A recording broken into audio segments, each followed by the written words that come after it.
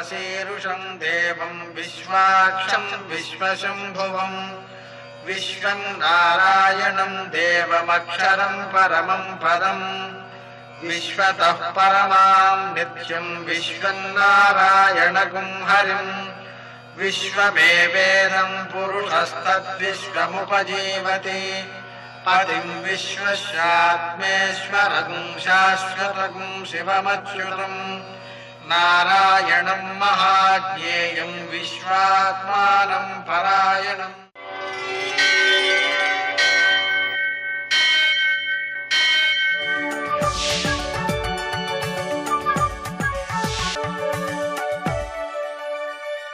सूर्यशौर्यमथेन्दुरिन्द्रपदवी सन्मङ्गलं मङ्गलम्। लक्ष्मीं क्षीरसमुद्रराजतनयां श्रीरङ्गधामेश्वरीं दासीभूतसमस्तदेववनितां लोकैकदीपाङ्कुरां श्रीमन्मन्दकटाक्षलब्धविभवब्रह्मेन्द्रगङ्गाधरां त्वां त्रैलोक्यकुटुम्बिनीं सरसिजां వందే ముకుంద ప్రియాం. నేటి కాలమాన విశేషాలను గమనిద్దాం. స్వస్తి శ్రీ చాంద్రమాన దుర్ముఖనామ సంవత్సరం దక్షిణాయనం గ్రీష్మ ఋతువు ఆషాఢమాసం కృష్ణపక్షం శుక్రవారం. సూర్యోదయం 5:55 సూర్యాస్తమయం 6:49 తిథి తదియ రాత్రి 1:15 వరకు. నక్షత్రం ధనిష్ట మధ్యాహ్నం 3:21 వరకు. వర్జం రాత్రి 10:19 నుంచి 11:52 వరకు. దుర్ముహూర్తం ఉదయం 8:31 నుంచి 9:22 వరకు. మరల మధ్యాహ్నం 12:48 నుంచి 1:40 వరకు. అమృతకాలం సూర్యోదయానికి ముందే ప్రారంభమైంది కాబట్టి ఉదయం 6:44 వరకు. రాహుకాలం శుక్రవారం కాబట్టి ఉదయం 10:30 నుంచి 12 గంటల వరకు. అష్టకవర్గ రీత్యా శుభప్రదమైన సమయం సాయంకాలం 4 గంటలకి. నేటి విశేషాలు: సింహాయనం మధ్యాహ్నం 3 గంటలకి అన్నమాట. ఈ సింహాయన ప్రయుక్తమైనటువంటి విష్ణుపద పుణ్యకాలం ఉదయం 8:30 నుంచి ప్రారంభమయ్యి మధ్యాహ్నం 3 గంటల వరకు ఉంటుంది. ఈ సమయంలో చేసేటువంటి దానములు అయినటువంటివి మనకు పితృదేవతల యొక్క అనుగ్రహాన్ని కలిగిస్తాయి, విశేషించి సంతానం యొక్క అభివృద్ధిని కలిగిస్తాయి. ఈరోజు చేసేటువంటి దానములన్నీ కూడా మామూలు రోజుల్లో చేసేటువంటి దానాల కంటే అత్యుత్తమమైన విశేష సత్ఫలితాలను అందిస్తూ ఉంటాయి. అందువలన ఈ ప్రత్యేకమైనటువంటి అయిన పుణ్యకాలాలలో, సంక్రమణ పుణ్యకాలాలలో దానం చేసినందువలన తక్కువ దానం చేసినా ఎక్కువ సత్ఫలితాలను పొందే అవకాశం ఏర్పడుతుంది. నేటి ఆణిముత్యాలు.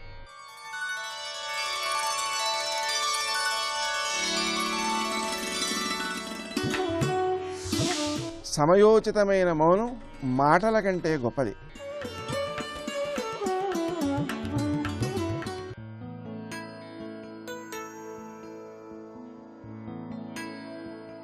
మన చుట్టూ ఉన్నవారిని ప్రేమించడం ద్వారా మన జీవితాన్ని శాంతిమయం చేసుకోవాలి. లేదంటే నిరంతరం జీవన వైరుధ్యాలు, వైరాలు తప్పవు.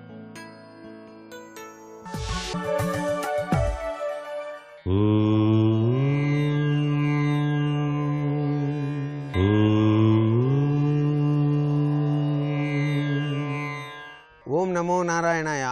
ఓం నమః శివాయ. శ్రీమాత్రే నమః. శుక్రవారం నాడు ఆ యొక్క జగన్మాతను శాకంబరీదేవిగా ఆరాధన చేసేటువంటి సంప్రదాయం ఉంది.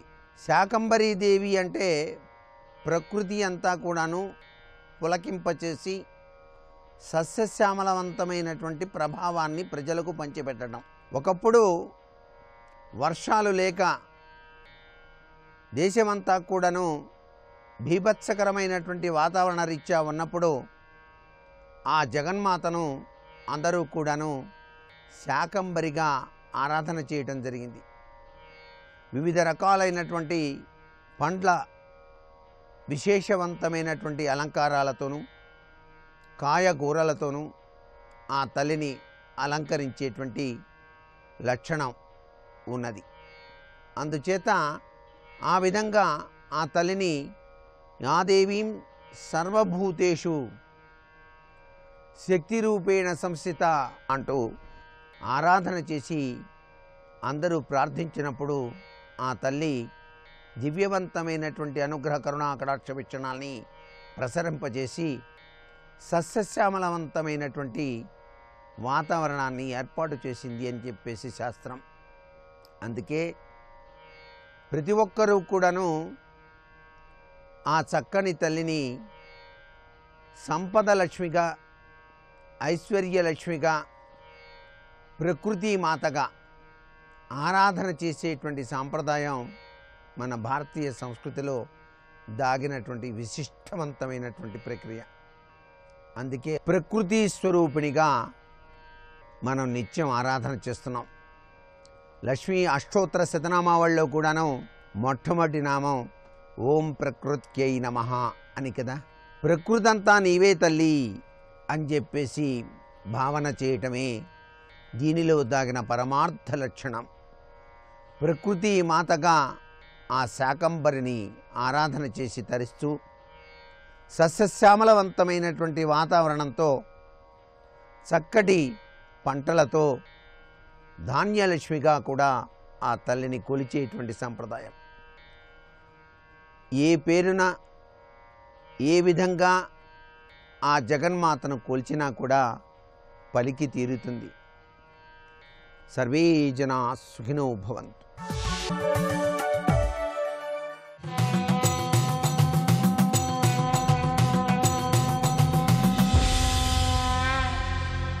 శతక సాహితీ సరస్వతికి నమస్కారం.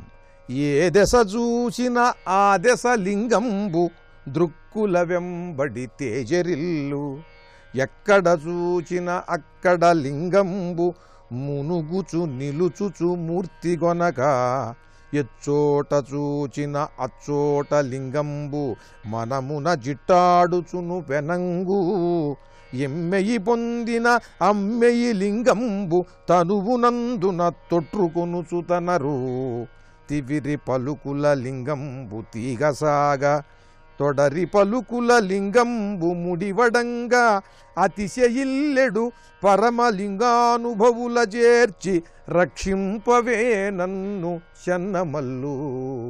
ఓ చెన్నమల్లేశ్వర స్వామి, ఓ చెన్న బసవేశ్వర, ఏ దశ చూచిన ఆ దశ లింగంబు దృక్కుల వెంబడి తేజరిల్లు.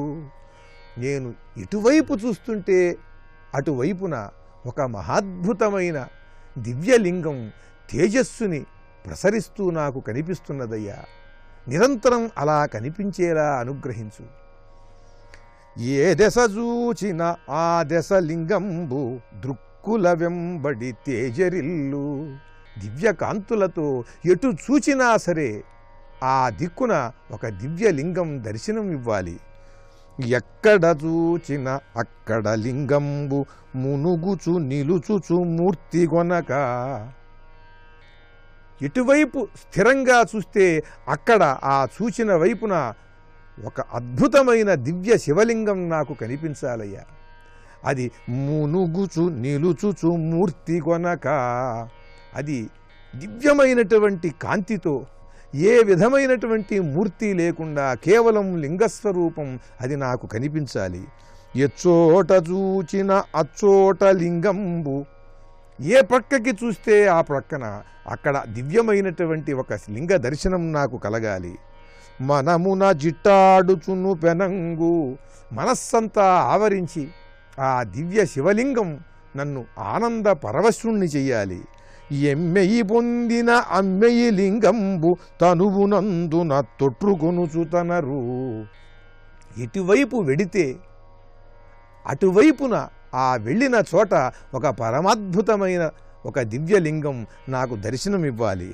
తివిరి పలుకుల లింగంబు తీగసాగా, ఏ పలుకు పలికినా సరే ఆ శబ్దజాలం నుండి, ఆ వాగ్ధార నుండి ఒక శివలింగం వెలువడేలా శివతత్వంతో కూడుకున్నటువంటి వాక్కులు, శివతత్వముతో కూడుకున్న భావములు, అవి శివలింగం తీగసాగినట్లుగా ఈ వాక్కులు వెలువడేలా అనుగ్రహించు.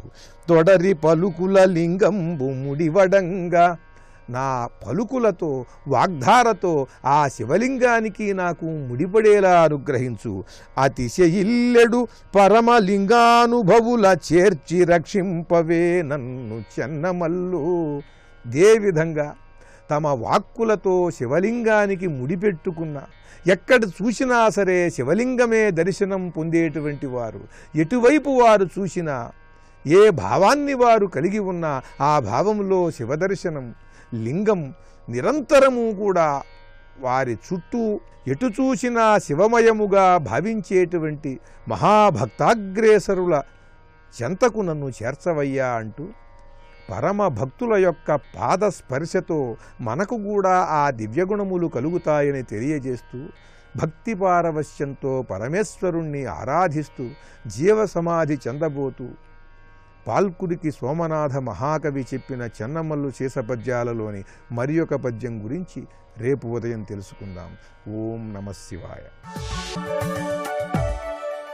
మంగళరూపిణి హిమగిరిరాణి పరమ కళ్యాణి శ్రీ జగజనని చెంగాళ పరమేశ్వరి దేవి పలుముల తల్లి మా కల్పవల్లి. ప్రధానంగా మార్పుకి సంకేతం ఎరుపు.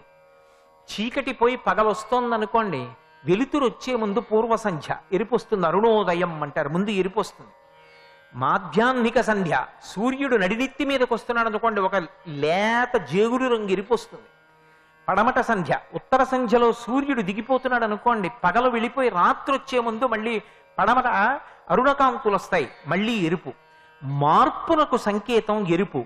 ఇంతకాలం కొన్ని కోట్ల జన్మలు ఇంద్రియముల యొక్క సుఖములను మాత్రమే మార్చి మార్చి మార్చి మార్చి అనుభవించడానికి అలవాటు పడిపోయినటువంటి జీవుడు ఏ జన్మలో ఉండనివ్వండి, కొంతసేపు కంటితో సుఖం, కొంతసేపు ముక్కుతో సుఖం, కొంతసేపు చెవితో సుఖం, కొంతసేపు నాలుగుతో సుఖం, కొంతసేపు చర్మంతో సుఖం, ఇవి కొన్ని వేల సంవత్సరముల నుంచి అనుభవిస్తున్నాడు. శరీరం మారిందంతే, చేస్తున్న పని మాత్రం ఇంతే. ఈ 5 ఇంద్రియములతో సుఖం, 3 అవస్థలు. ఇంద్రియాలతో తెలివిగా ఉంటే జాగ్రత్త, కలకంటే స్వప్నం, 3వది గాఢ నిద్రపోతే సుషుప్తి. ఈ 3 అవస్థలలోనే తిరుగుతున్నాడు. కాదురా, నువ్వు చెయ్యవలసిన పనొకటి ఉంది, నువ్వు భగవంతుణ్ణి చేరడానికి ఇది పనిముట్టు. ఇది లేకపోతే విష్ణు సహస్రం ఎలా చదువుతావు? ఇది లేకపోతే లలితా సహస్రం ఎలా చదువుతావు? ఇది లేకపోతే చంగాలమ్మ దగ్గరికి వెళ్ళి ఇలా ఎలా జోడిస్తావు చేతులు? ఈ కాళ్ళు లేకపోతే, ఈ శరీరం లేకపోతే ఎలా ప్రదక్షిణం చేస్తావు? ఈ నోరు లేకపోతే తల్లి ఆ కీర్తన ఎలా చేస్తావు? ఈ శరీరం లేకపోతే ఇక్కడికి వచ్చి ఎలా కూర్చుంటావు? కాబట్టి ఈ శరీరం దేనికి వచ్చిందో దాన్ని వాడుకో తొందరగా. దీపం ఉండగా ఇల్లు చక్కబెట్టుకో, ఇందులో జ్యోతి ఉండగానే దీంతో మంచి పనులు చేసి జీవుణ్ణి ఉద్ధరించుకో. తర్వాత అవిని విడిచిపెడితే ఏమో జ్యోతి ఎంతసేపు ఉంటుందో ఎవరికి తెలుసు? నిత్యమా జీవితము నీటిపై బుగ్గ, నీటి మీద బుడగ చాలా రంగురంగులుగా ఉందని చూస్తూ కూర్చుంటే ఎంతసేపు ఉంటుందో ఎవరికి తెలుసు? ఎప్పుడైనా పేలిపోవచ్చు. ఇది ఉంటుందని నమ్మకం ఏమిటి? కాబట్టి ఉండగా తొందరగా, అందుకే కురుపుణ్య మహోరాత్రం అంది శాస్త్రం. రాత్రి పగలు అని లేదు, మంచి కార్యము అన్నది వెంట వెంటనే చేస్తుండు, జీవుడి ఖాతాలో పడిపోతుంది. లేదు ఇది వెళ్ళిపోయింది, ఇక మళ్ళీ ఎప్పుడు వస్తుందో? ఈ శరీరం వస్తుందని నమ్మకమేం లేదు. ఇంకా ఇది ఒకసారి రావడంగానే ఆగిపోయిందా, ఇక మళ్ళీ పుణ్యకర్మాచరణం చేయలేవు. కాబట్టి కురుపుణ్య మహోరాత్రం, ఈ మార్పు వస్తే ఎరుపు. ఈ మార్పు ఎవరు తీసుకొస్తారంటే అమ్మవారు తీసుకొస్తుంది. అందుకే ఎప్పుడు ఆశలతోటి భోగాలు అనుభవించాలనేటటువంటి ఇంద్రియముల యొక్క లాలసతోటి ఉండేటటువంటి వ్యక్తిలో మార్పు తెచ్చి క్రమక్రమంగా మెట్లు ఎక్కిస్తుంది. ఎక్కించి ధన్యచింత వైపుకి తీసుకెడుతుంది. శాస్త్రం, పురాణం, భగవంతుడు, గురువు, క్షేత్రం, తీర్థం, ఆలోచన, ధ్యానం, యోగం, మంచి విషయం, ఇటువంటి వాటి మీదకి తిప్పుతుంది మనసుని. మెల్లిమెల్లిగా అది చిట్ట చివర శుక్ల చింత వైపు వరకు తీసుకెళ్ళిపోతుంది. తీసుకెళ్లి ఆఖరణ యోగమునందు శరీరం విడిచిపెట్టి శివశక్తి ఐక్య రూపిణి పరమశివుడితో కలిపేస్తుంది. ఇక మళ్ళీ తిరిగి రాడు. అందుకని ఆ చల్లి ఎవరు? పరమకారుణ్యమూర్తి. ఆవిడ్ని ఏమని పిలవాలి అంటే, మీరు ఒక పేరు పెట్టాలని ఏం లేదు ఆవిడికి. ఆవిడ పేరు ఒకటే, అమ్మా. అమ్మ అంటే పరమకారుణ్యము, పరమ సౌందర్యము. అమ్మ అన్న మాట కన్నా భయం పోయేటట్టుగా చెయ్యగలిగినది లోకంలో ఇంకొకటి లేదు.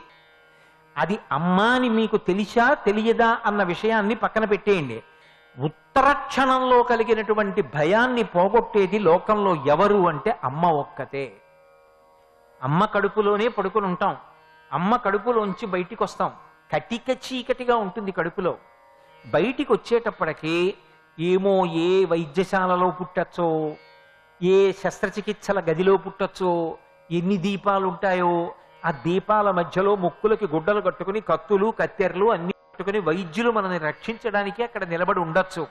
బయటికి వచ్చినటువంటి శిశువుని వాళ్ళు ఇలా చేత్తో ఎత్తుకునేటప్పటికీ ఇప్పటి వరకు చూడని అంతంత ఆకారాలు, అన్ని దీపాలు ఇవన్నీ చూసేటప్పటికీ వాడికి ప్రాణమే పోయినట్లు అవుతుంది. నే చెప్పట్లేదు. ఒక మహానుభావుడు మాతృదేవో భవ అని ఒక డాక్టర్ గారు పుస్తకం రాశాడు.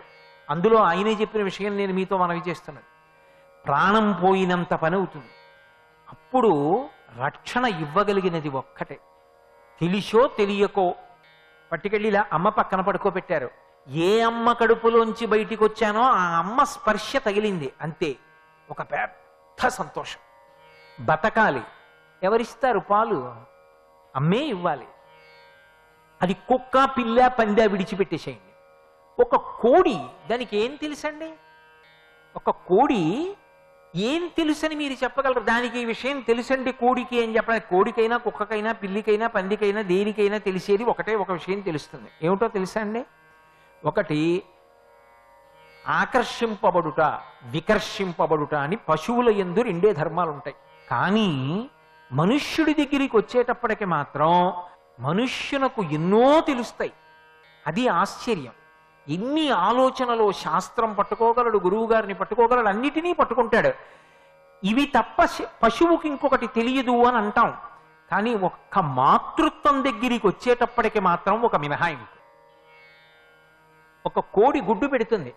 గుడ్డు ఎక్కడి నుంచి వచ్చింది? కోడి శరీరంలోంచి వచ్చింది. కోడి గుడ్డు అక్కడ పెట్టింది, ఆ గుడ్డుని పొదుగుతుంది. పొదిగేటప్పుడు ఆ కోడి నడవడం మీరు చూసే ఉంటారు అనుకోండి. అదేదో పెద్ద నేను ఒక్కడనే చూసినట్టు మాట్లాడక్కర్లేదు. ఏదో గబగబా రాదు. రెండు కాళ్ళు కొంచెం దూరంగా పెట్టి నడిచి వచ్చి గభాలను కూర్చోదు.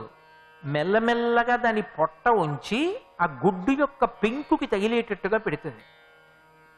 ఇదే రామకృష్ణ పరమహంస అంటారు, పొదుగుతున్న కోడి బొమ్మ గీయగలవేమో కానీ కోడి కన్నులలో ఆనందాన్ని గీయలేవు.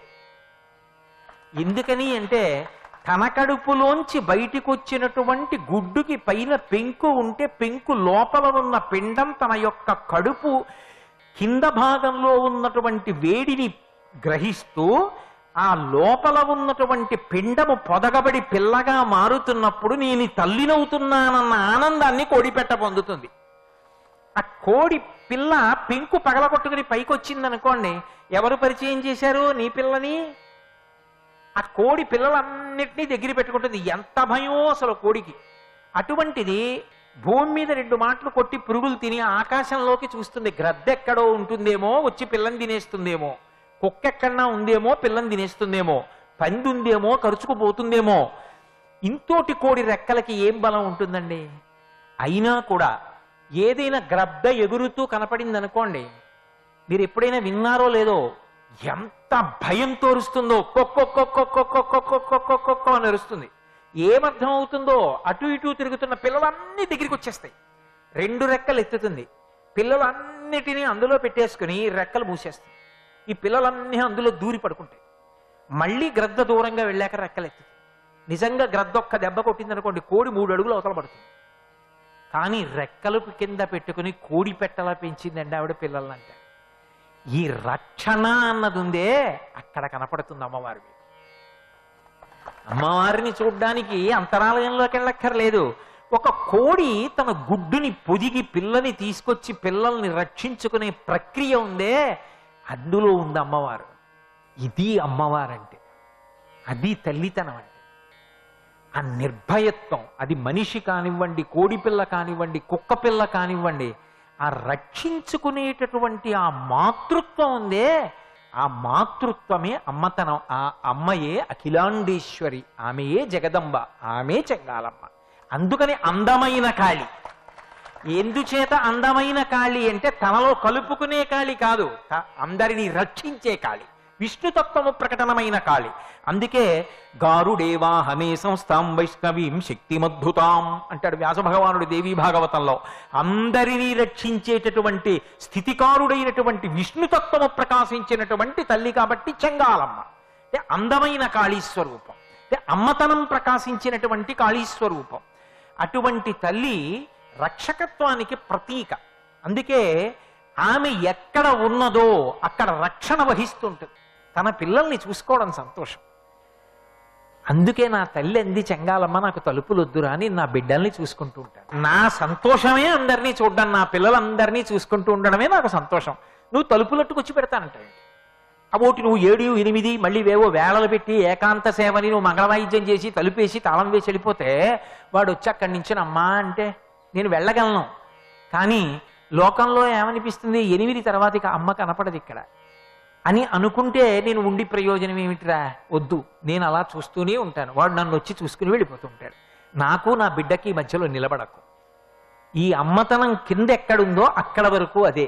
అలాంటి తల్లి ఎక్కడుందండి? తలుపులు లేకుండా నేను చూస్తానని ఉండిపోయిన తల్లి. సర్వం శ్రీ ఉమామహేశ్వర పరబ్రహ్మార్పణమస్తు. స్వస్తి.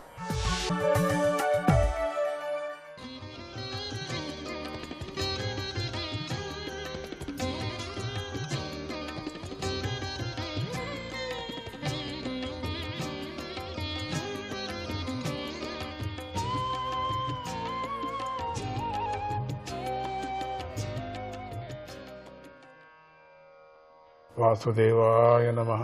ధ్రువుడా మృత్యువును చూసి దాని తలపై కాలుపెట్టి అద్భుతమైన ఆ విమానాన్ని ఎక్కాడు. మృత్యువు తలపై కాలువరన్న పెడతారా చూడండి. అంటే మృత్యువును జయించిన వాడు. మృత్యువే ఆ రూపంతో వచ్చింది విమానాన్ని ఎక్కించడానికి. నీవు ఏం చేయగలదు మృత్యు? ఆ సమయంలో గంధర్వులు, బేరీలు, మృదంగాలు, మద్దెలను, తప్పెట్లు మ్రోగాయి. గంధర్వులలో ప్రముఖులైన తుంబురుడు మొదలైన వారు గొప్పగా గానం చేశారు. ఆకాశం నుండి పూలవానులు కురిశాయి. దివ్యలోకానికి వెళ్లబోతున్న ధ్రువునికి తన తల్లి సునీతి గుర్తుకు వచ్చింది. అప్పుడు ధ్రువుడు దీనురాలైన తల్లిని విడిచి పొందసఖ్యం కాని లోకానికి వెళ్ళిపోతున్నానే అనుకున్నాడు. నంద సునందులు ధ్రువుని మనోభావాన్ని గ్రహించారు. వారు దేవమార్గంలో దేవ విమానంలో వెళుతున్న సునీతిని ధ్రువునికి చూపించారు. ముందుగానే వెళుతున్నది అది చూపించారు. చూడు వెళుతుంది చూడు. మార్గంలో అక్కడక్కడ విమానంలోని దేవతలు ధ్రువుడిపై పువ్వులు చల్లుతూ అతడిని కీర్తించసాగారు. ధ్రువుడి విమానం గ్రహాలను దాటి ముందుకు వెళ్ళిపోతుంది.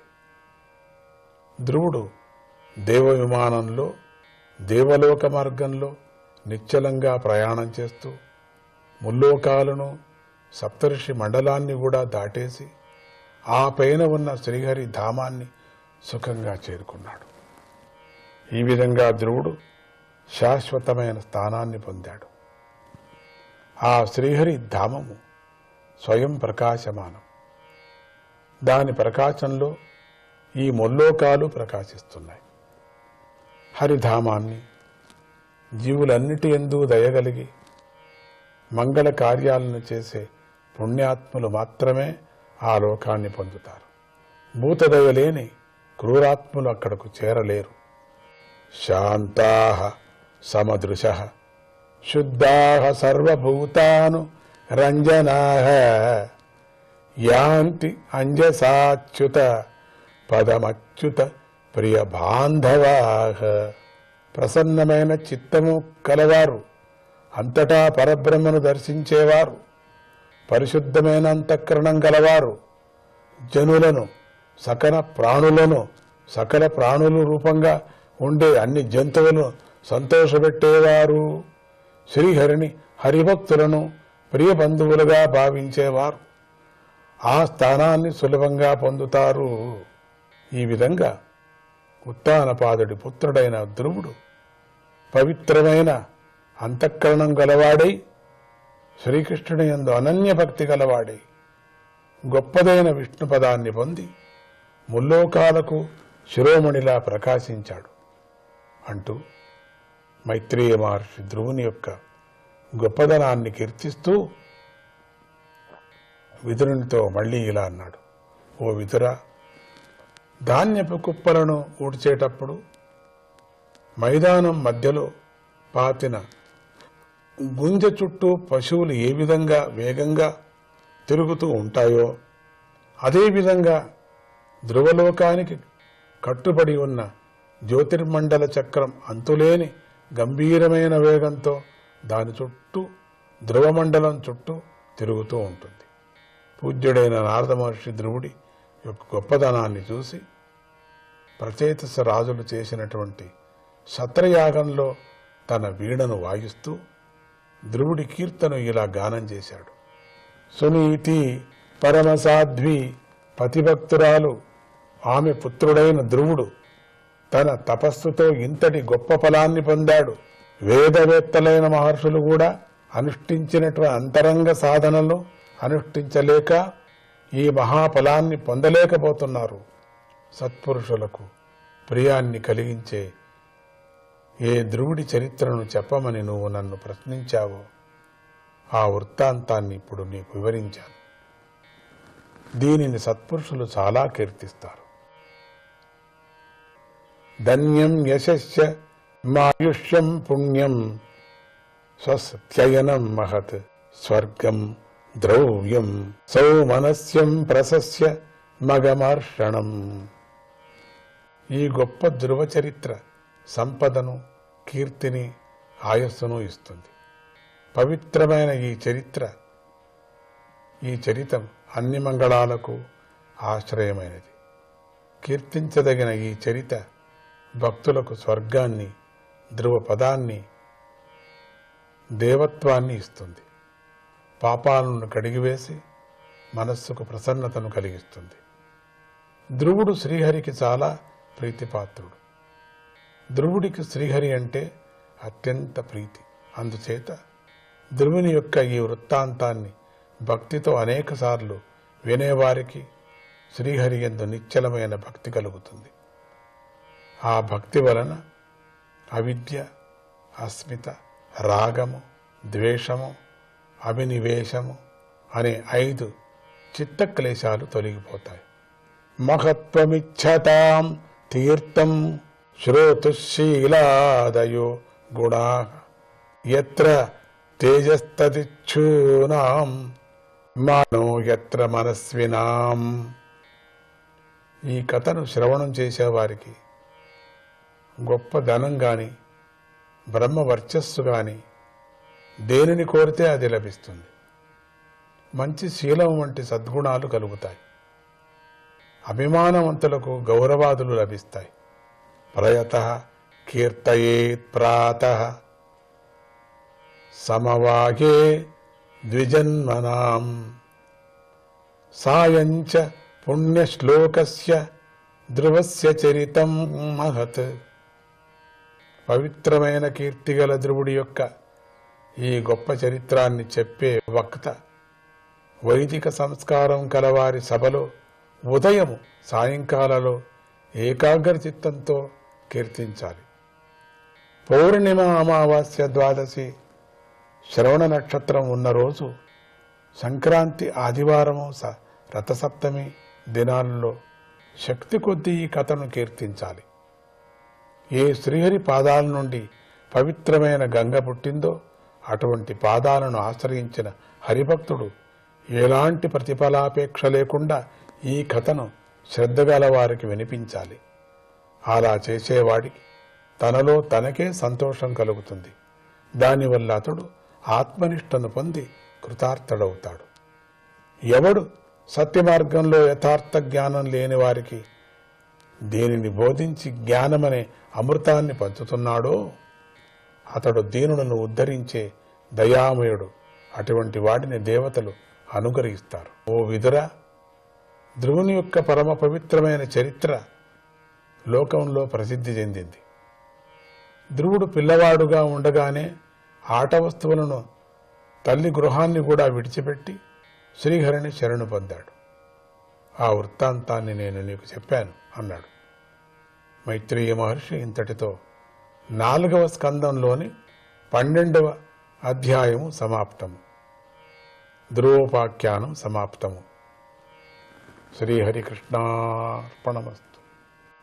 వాసుదేవాయ నమః.